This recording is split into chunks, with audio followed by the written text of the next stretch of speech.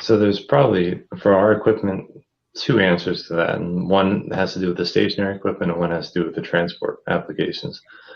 So for the stationary equipment, I would say there's a pretty good consensus on where things are going. And obviously you have a piece of equipment that's sitting in one jurisdiction. It has to abide by the rules in that jurisdiction. So that is more strict in Europe. With the F-gas regulations, they're also now struggling with some of the discussions around PFAS, which is used in a lot of the synthetic refrigerants. So that is something that's coming down the road as well, where if there are restrictions placed there, then it's going to also severely limit the kind of products that can be used. So a lot of the more preferred low global warming potential GWP solutions that are being used now are with and do include PFAS. There's some synthetic solutions. So we'll see where that heads. There's been a large investment by a lot of companies in CO2 as a refrigerant. The only thing about CO2 though is that it does have a pretty high power consumption. So you have a trade-off as to what contributory factor you would have of global warming from a possible leak versus the amount of energy you need to run that system. And especially in higher ambient conditions, the energy trade-off there is pretty difficult, meaning that the likelihood of a leak versus that, you can say maybe 10% is contributing toward global warming from a possible leak, and 90% is from the energy consumption. So that's not something we have really looked at now until there's maybe some new technology that makes that work more efficiently on the compressor side. But we are looking at lower GWP solutions for most of our applications.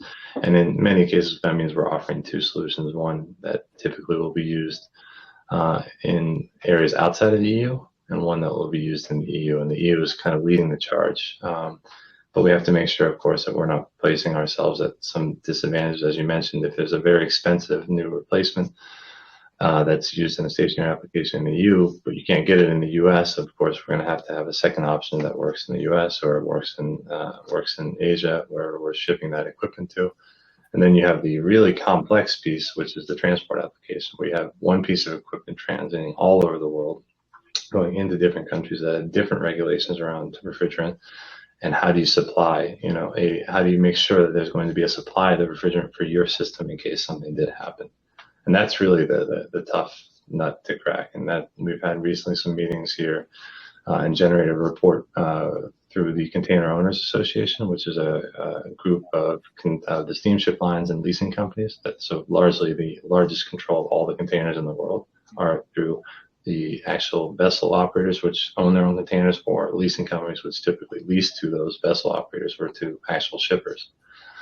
And those two groups are very interested in, hey, what is going to happen with this equipment? Because I'm expecting to get, let's just call it at least 12 years of life when I go to invest. And if I buy something now and in 5 years, I can't use that equipment because the refrigerant's been discontinued or not allowed to use in Europe, so I can only use it outside of Europe. It makes my logistics very complicated, right?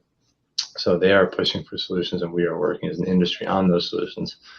Klinge ourselves, we can innovate in almost every other facet except for the refrigerant without kind of a bigger movement from the industry, because we are a smaller manufacturer, as I mentioned, niche manufacturer, and we could put a fantastic refrigerant with very low GWP in our system, but if it gets to a country that doesn't have that source of refrigerant, then we have a major problem, especially if it's transporting something like a high value pharmaceutical or a dangerous good, where you're going to have, a possible large incident or loss or something like that. So we want to make sure we're following the industry in that sense and leading in other spaces. But we need also, the service points, the terminals, the vessel operators, they all need training on the new types of refrigerants that are out there as well. So it is going to be a consolidated industry effort that comes out over the next, 3 to 5 years, I think, to respond and move forward with some solutions for lower GWT applications. They're laid out in this report that we've done.